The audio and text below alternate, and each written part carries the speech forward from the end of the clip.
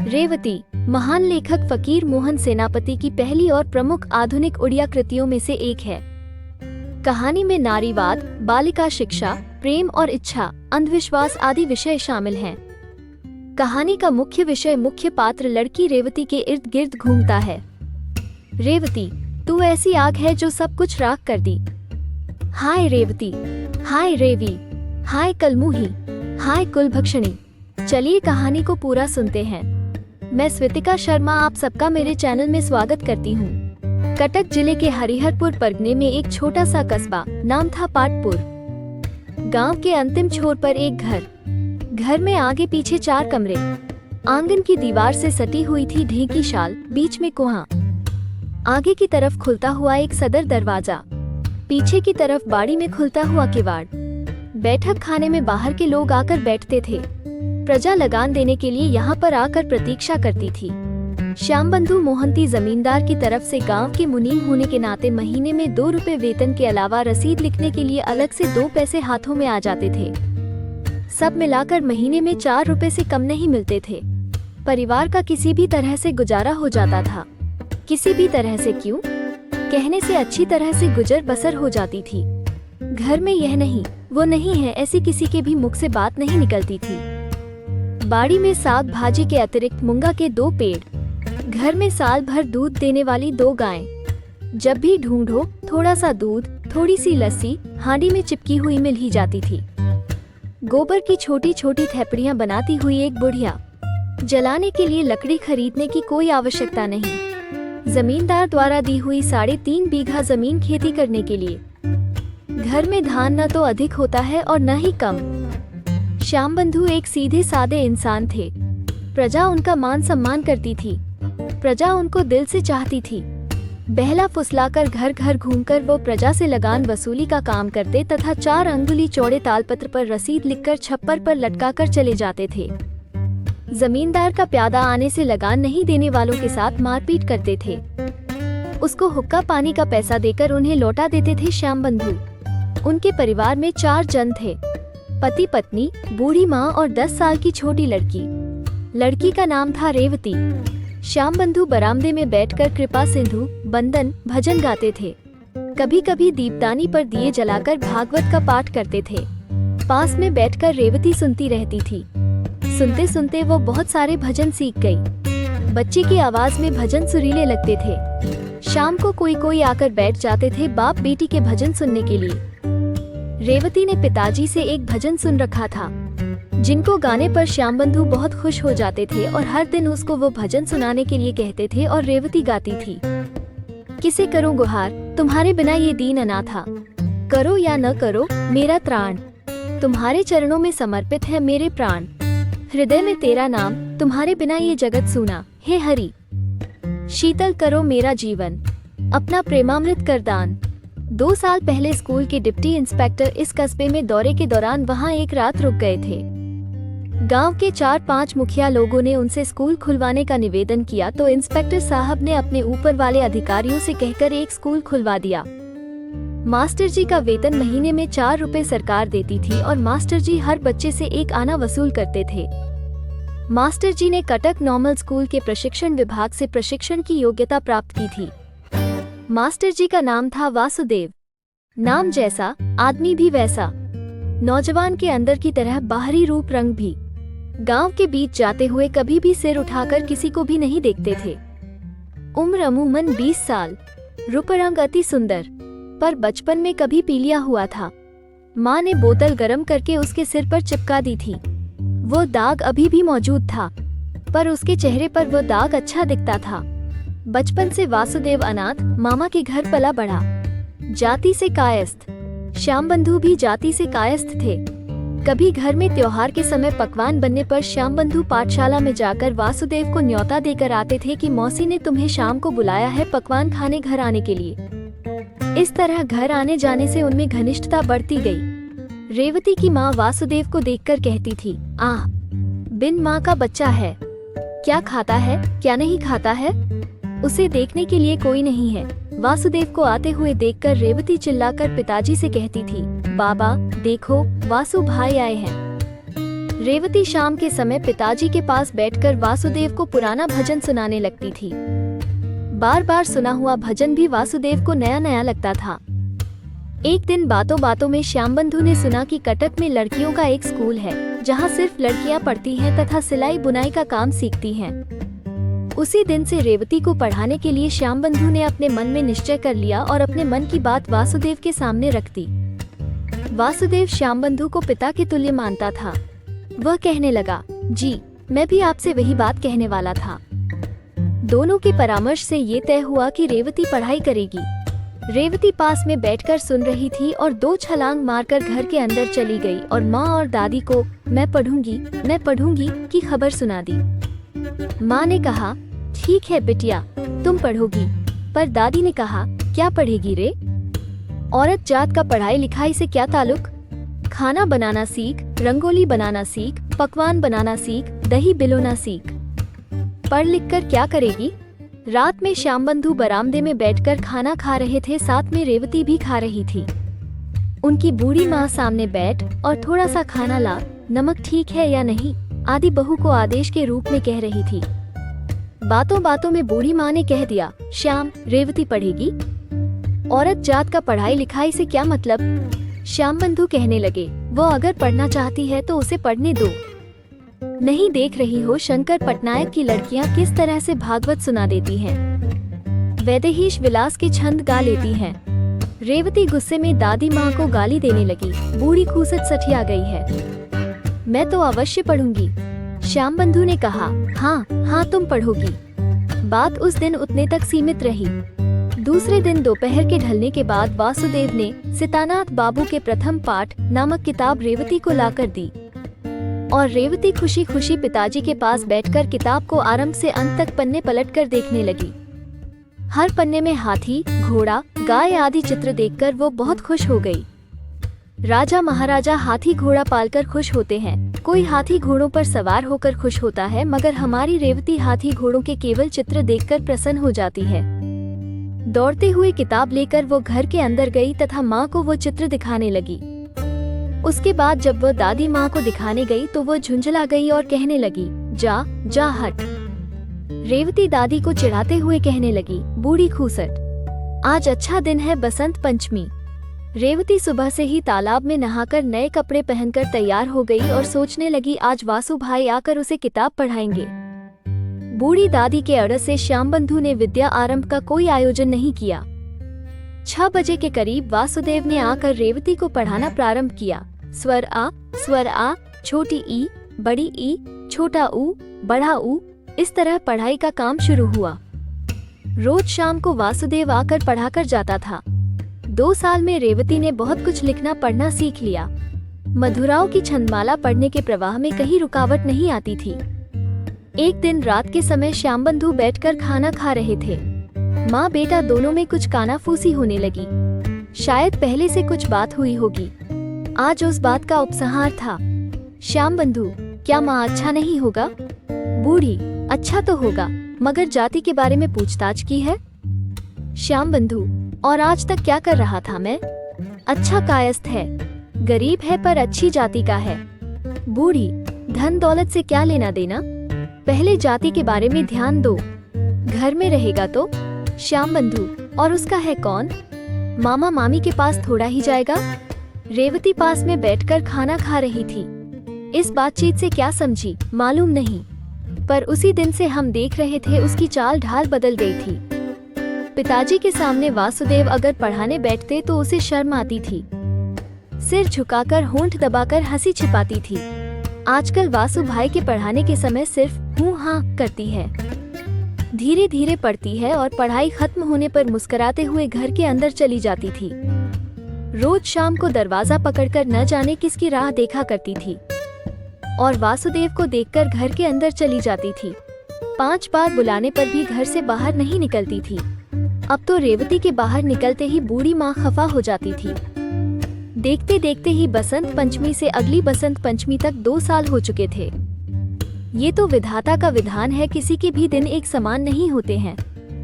फाल्गुन महीना चल रहा था, कहीं पर भी कुछ नहीं था। देखते देखते ही अचानक कहीं से खबर पहुंची कि मुनीम श्यामबंधु के ऊपर देवी का प्रकोप हुआ है।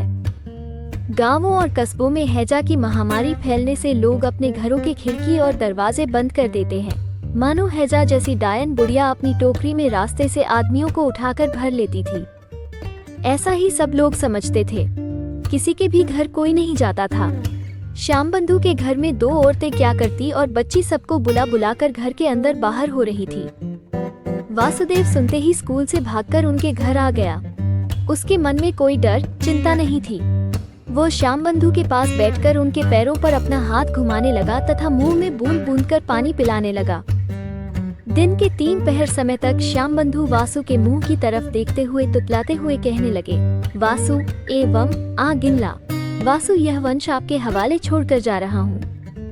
वासु जोर जोर से चिल्ला चिल्ला कर सबको बुलाने लगा। घर में चहल पहल होने लगी। रेवती जमीन पर लेटे लेटे रोने लगी। गांव के लोग सुनकर कहने लगे, देखो देखो क्या हो गया।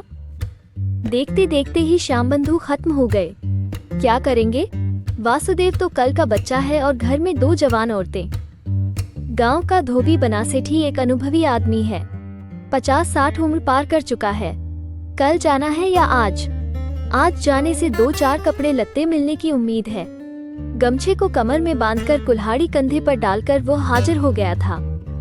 गांव में कायस्थ कहने से वो एक ही परिवार था। सास, बहू, वासुदेव 3 जन ने मिलकर उनका अंत्येष्टि कर्म कर लिया। उस दुर्दिन के बाद की हालत लिखने के लिए मैं अक्षम हूँ। शमशान से लौटते समय भोर के तारे नजर आने लगे थे। घर के अंदर घुसते घुसते ही रेवती की माँ को पतली दस्ते लगना शुरू हो गई। देखते देखते दोपहर को गांव में ये बात फैल गई कि रेवती की माँ भी नहीं रही। दिन इसी तरह कटते जाते हैं कि कोई किसी की प्रतीक्षा नहीं करता है।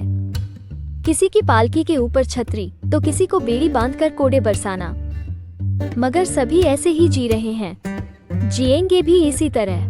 देखते देखते 3 महीने बीत गए। श्यामबंधु के घर में 2 गायें थी।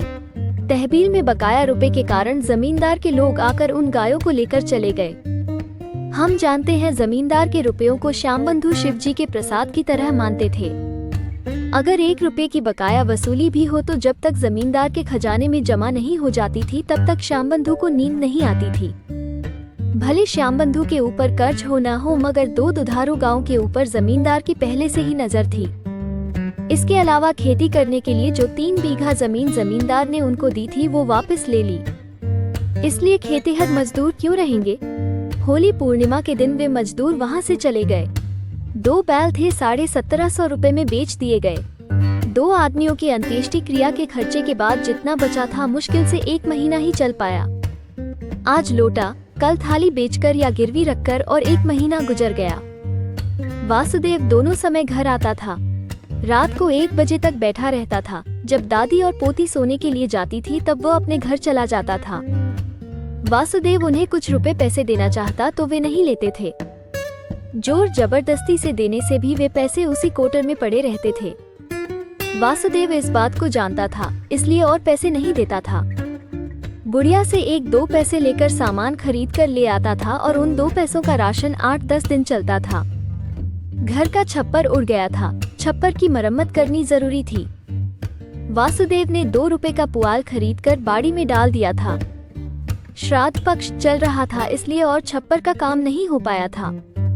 बूढ़ी आजकल दिन रात बैठकर नहीं रोती थी, केवल शाम को रोने लगती थी। रोते रोते जमीन पर अचेत हो जाती थी और वहीं पर रात भर पड़ी रहती।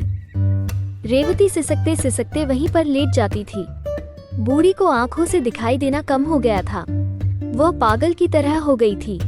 आजकल रोना कम करके रेवती को ज्यादा गाली देना शुरू किया है। इतने दुख दुर्दशा सबका मूल कारण रेवती ही है। वो बात उसके दिल में घर कर गई थी। रेवती पढ़ाई करने लगी थी, इसलिए उसके बेटे और बहू की मौत हो गई। खेत में काम करने वाला हलिया चला गया, बैल बिक गए, जमींदार गाय उठाकर चले गए। रेवती कुलक्षणी है, कुढूंगी है, भाग्यहीन है। बूढ़ी की आंखें कमजोर हो गई है। उसका कारण भी रेवती की पढ़ाई है। बुढ़िया के गाली देने के कारण रेवती की आंखों से आंसू निकलने लगे। वो डर के मारे बुढ़िया के सामने खड़ी नहीं हो पाती थी। आंगन के पिछवाड़े में या घर के किसी कोने में मुंह छुपाकर लकड़ी की तरह निष्प्राण होकर बैठी रहती थी। वासुदेव भी दोषी था क्योंकि इतने दिन तक तो रेवती पढ़ाई नहीं करती थी। जब वह आया तो रेवती ने पढ़ना प्रारंभ किया, मगर बुढ़िया वासुदेव के सामने कुछ बोल नहीं पाती थी। जब वासुदेव नहीं होता था तो घर काटने दौड़ता था। फिर जमींदार का झमेला भी खत्म नहीं हुआ था। जमींदार के लोग आकर आज ये हिसाब, कल वह हिसाब मांगते थे। वासुदेव नहीं रहने से तालपत्र पढ़कर कौन जवाब देता। फिर भी जब वासुदेव नहीं रहता था, बुढ़िया कभी कभी वासुदेव के ऊपर आरोप लगाती।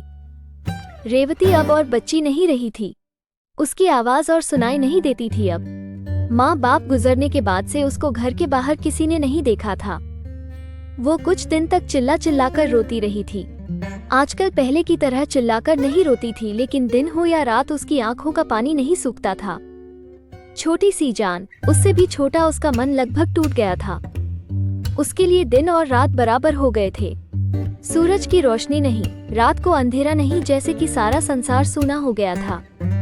केवल माँ बाप की छवि ही उसके दिल में छाई हुई थी। माँ यहीं पर बैठी है, पिताजी कहीं जा रहे हैं। उसकी आंखों में केवल ये दोनों ही दिख रहे थे। माँ बाप मर चुके थे, वे लोग कभी लौटेंगे नहीं, इस बात पर वो विश्वास नहीं कर पा रही थी। न पेट में भूख, न आंखों में नींद।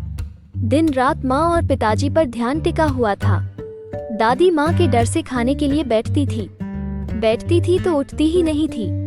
शरीर केवल अस्थिपंजर बनकर रह गया था। केवल वासुदेव के घर आने से उठकर बैठती थी। बड़ी बड़ी आंखों से घूर घूर कर वासुदेव की तरफ देखती रहती थी। वासुदेव के देख लेने से एक छोटी सी सांस लेकर सिर नीचे कर लेती थी।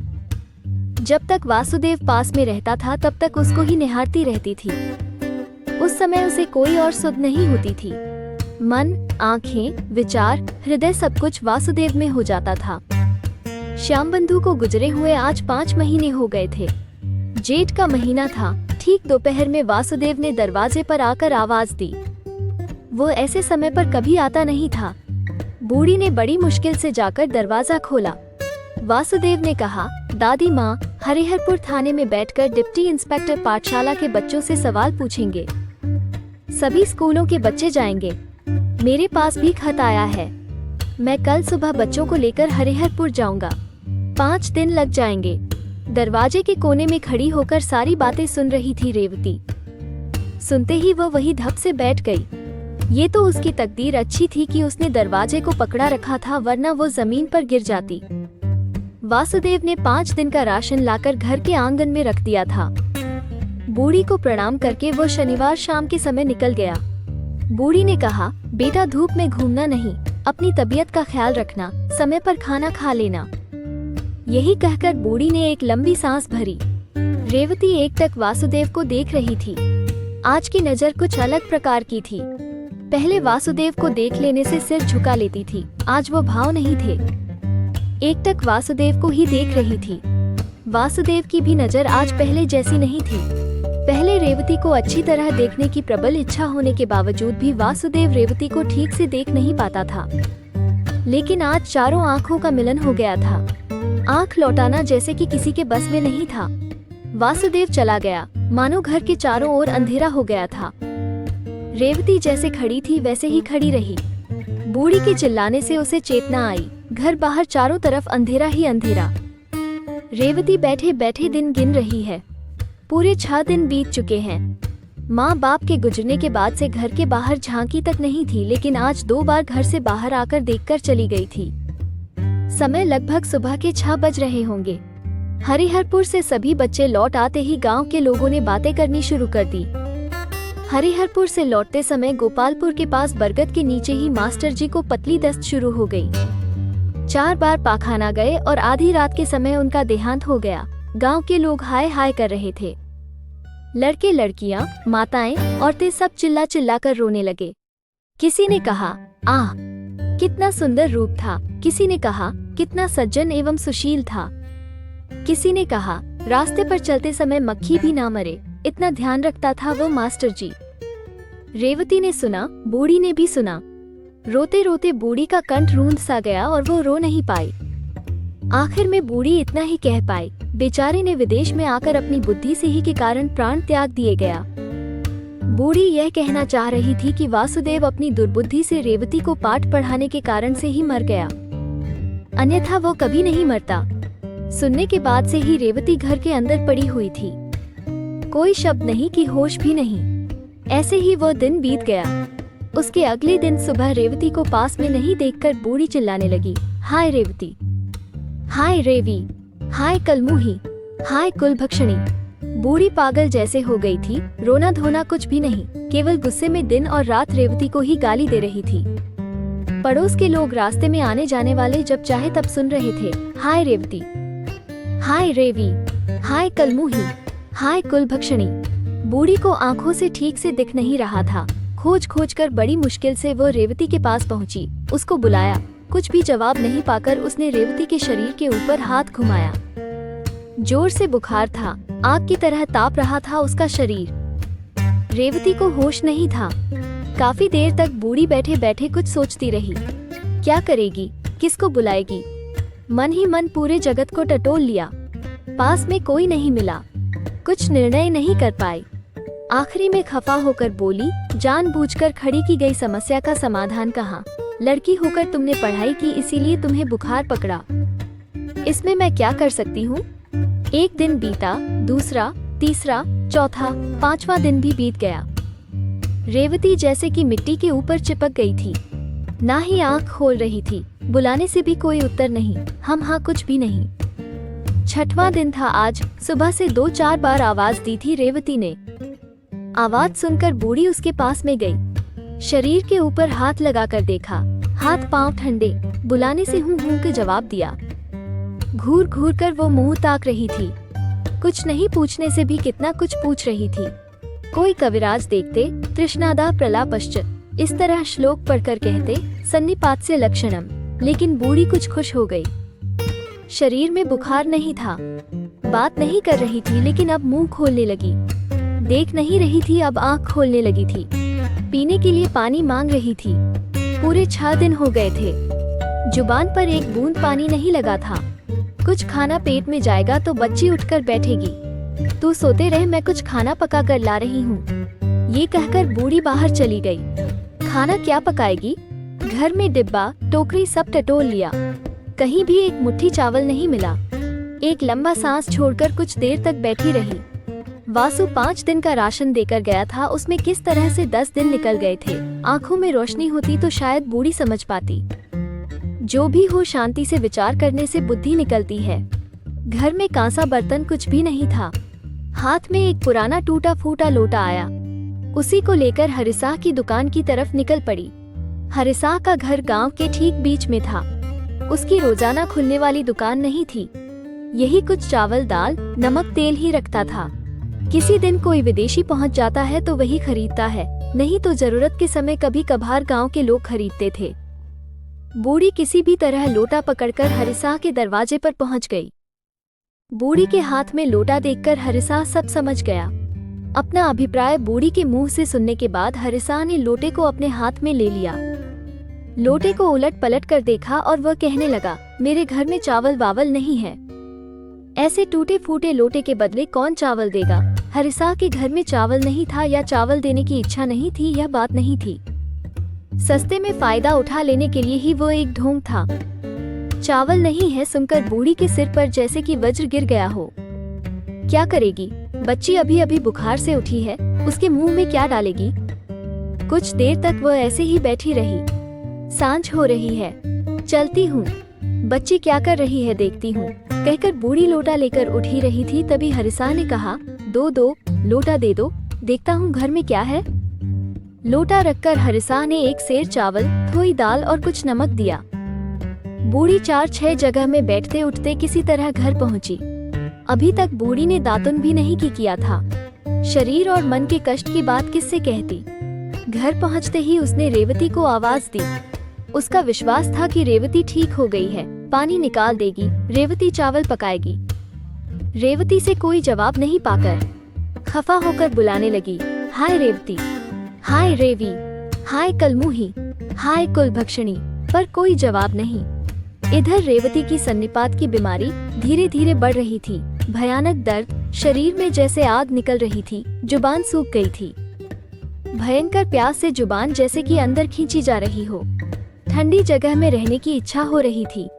लुढ़कते लुढ़कते बाहर आ गई, फिर भी अच्छा नहीं लगा। घर के पिछवाड़े जाकर चबूतरे पर बैठ गई। दिन ढल रहा था, हवा बह रही थी। दीवार से वो सटकर बैठ गई और पिछवाड़े वाले बगीचे की तरफ देखने लगी। यहीं पर पिछले साल पिताजी ने केले का पौधा लगाया था, उस पर फूल आने लगे हैं। 2 साल पहले माँ ने एक अमरूद का पौधा लगाया था। कितनी खुश होकर रेवती ने कुएं में से पानी निकालकर उसमें डाला था। कितना बड़ा हो गया है वो पेड़, फूल आ गए हैं। उस पेड़ को देखकर उसे माँ की याद आने लगी। उसकी बुद्धि स्थिर हो गई और मन चंचल हो गया। लगातार बीती हुई सारी घटनाएं एक एक कर याद आ रही थी। माँ की आनंदमयी मूर्ति आंखों से ओझल नहीं हो पा रही थी। सांझ बीतकर रात हो रही थी। पेड़ के नीचे से पत्तों के बीच से अंधेरा निकलकर पिछवाड़े वाले बगीचे में भर गया। आंखों को कुछ दिखाई नहीं दे रहा था। आकाश की ओर देखने लगी। सांझे तारे में से धक धक होकर उजाला निकल रहा था। एक ध्यान से रेवती उस तारे की तरफ अपलक देख रही थी।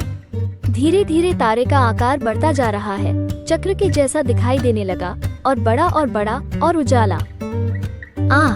ये किसकी तस्वीर है तारे के अंदर? शांतिदायिनी, प्रेममयी, आनंदमयी माँ की अभय मूर्ति बैठकर प्यार से अपनी गोद में आ जाने के लिए बुला रही है। मानो हाथ की रेखाओं से 2 किरणें आगे बढ़ा दी माँ ने। वे दोनों किरणें उसकी आंखों को छूते हुए हृदय के अंदर प्रवेश कर गई। उस अंधेरे में और कोई शब्द नहीं, केवल सांस की ध्वनि और प्रबल होती जा रही थी। वो ध्वनि और लंबी सांस और लंबी। आखिर में 2 बार माँ माँ का उच्चारण सुनाई दिया। फिर पूरी बाड़ी निस्तब्ध, नीरव। बूढ़ी ने खिसकते हुए जाकर रेवती के सोने की जगह को देखा। वहाँ पर कोई नहीं था। पूरा घर, बाहर, आंगन, ढेकी शाल, कहीं नहीं थी रेवती। वो सोचने लगी, ठीक हो गई है रेवती, शायद घर के पीछे बगीचे में घूम रही होगी। वही गुस्से वाली पुकार, हाय रेवती, हाय रेवी, हाय कलमुही, हाय कुलभक्षणी। थपथपाते हुए वो घर के पिछवाड़े की तरफ गई। वहाँ एक चबूतरा था जो कि जमीन से 2 हाथ ऊंचा था और 2 हाथ चौड़ा था। उस पर पड़ी हुई थी वो। कलमुही तू यहाँ बैठी है, ये कहकर वो उसके शरीर पर हाथ लगाने लगी। शरीर में हाथ लगाते ही बूढ़ी चौंक गई और एक बार अच्छी तरह से पैर से सिर तक हाथ घुमाया। नाक में हाथ रखकर एक उत्कट शब्द किया और उतने में ही चबूतरे से नीचे गिरने का धड़ाम सा एक शब्द। श्याम बंधु महांती के परिवार के किसी भी सदस्य को उस दिन के बाद और दुनिया वाले नहीं देख पाए। रात के प्रथम प्रहर में पड़ोसियों ने केवल इतना ही सुना था, हाय रेवती, हाय रेवी, हाय कलमुही, हाय कुलभक्षणी। मुझे आशा है कि आप सभी को यह वीडियो पसंद आया होगा। अगर पसंद आया तो कृपया लाइक करें और ज्यादा से ज्यादा शेयर करें। यदि आप इस चैनल पर नए हैं तो कृपया इस तरह के और वीडियो के लिए कृपया सब्सक्राइब बटन दबाएं, बेल आइकॉन पर क्लिक करें। वीडियो देखने के लिए धन्यवाद।